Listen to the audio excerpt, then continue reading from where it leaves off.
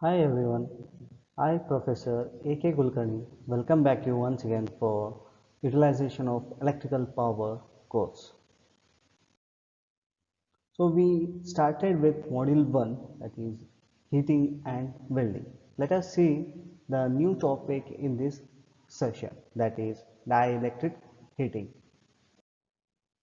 So this is the circuit diagram which we are going to consider for our dielectric heating. So before that, first we need to understand what you mean by dielectric and what all the dielectric materials we can use for the heating purposes over here.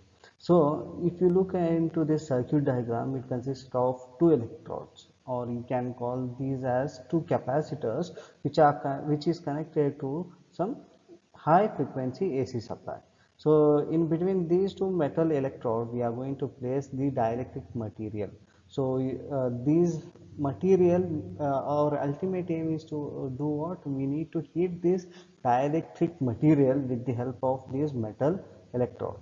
Let us see how we are going to utilize the dielectric process to heat this material. So before that, first we need to understand what is polarization and how dielectric occurs. So let us consider this animation like this. So in this animation, we considered two electrodes. Let us call these two are the capacitors. Okay.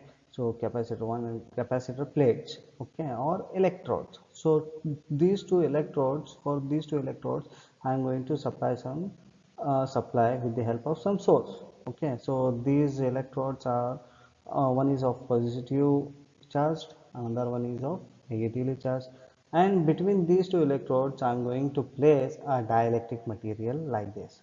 Okay, so between these through this dielectric material the current is passing from positive to the negative side. Okay, and these electrons this dielectric medium is made up of both positive and negative ions like this. Okay, so once the supply starts to flow through these two electrodes, electrode 1 and electrode 2, so the negative set of charge will get attracted towards the positive plates, and as well as the positive charges will get attracted to the negative plates.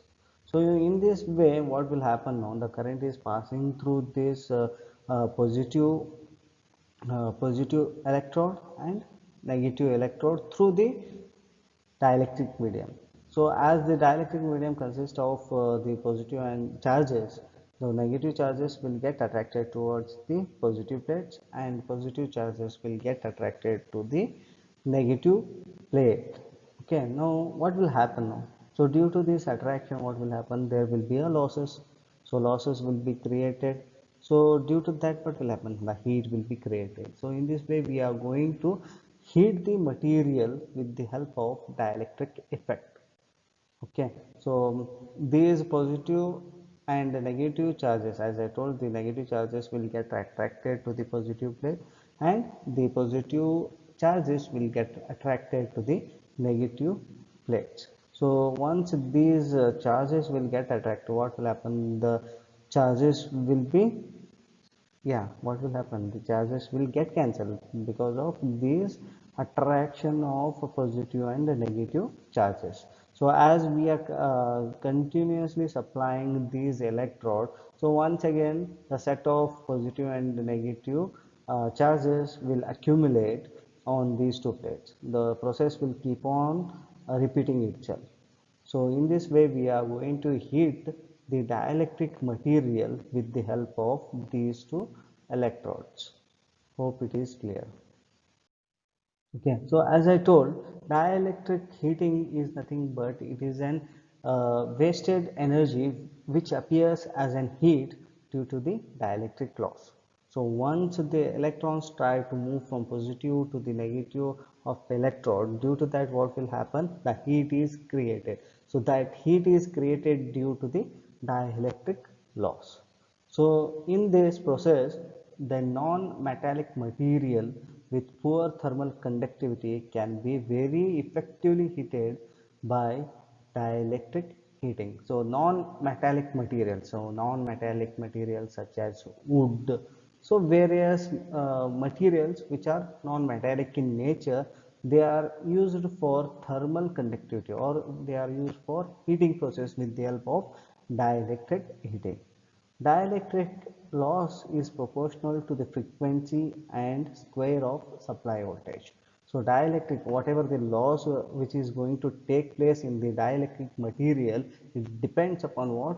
It is directly proportional to the frequency. So it is directly proportional to our supply frequency is how much? 50 Hz. So it is directly proportional to the frequency and square of the supply voltage. So whatever the voltage we are going to supply, so it will be taking the square of that voltage, and the frequency will vary from 10 to 30 kilohertz, and the voltage is about 20 kilovolt. We can use up to voltage 20 kilovolts. Okay, so the process once again is explained over here, which is already shown in the animation part. So let us see the practical example of dielectric heating. As I told, we are going to use two electrodes to heat non-metallic materials. So here in this video, there is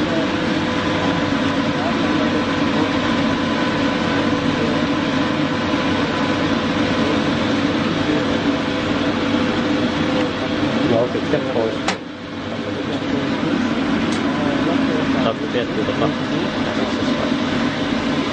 this comes to the wood. So we are talking non-metallic material with the help of dielectric process.